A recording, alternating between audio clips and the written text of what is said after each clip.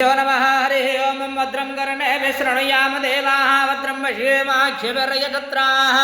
स्थिरैरङ्गैर्दृष्टुवागुष्वस्तनूर्भिः विषेम देवहितं यदायुः ॐ स्वस्तेन इन्द्रो बुद्धस्रवाः स्वस्तेन पूषा विश्ववेदाः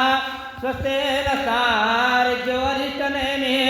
स्वस्तेन बृहस्पतिर्दधातु ॐ अग्निमेलपुरोहितं यज्ञस्य देवपृथ्वीजम् होतारं रत्नदातमम् अग्निपूर्वभिर्डशविरेड्यो नोदनैरुतः सदेवान् एह वक्ष्यते अग्निनारयमस्नवतपोषमेव दिवे दिवे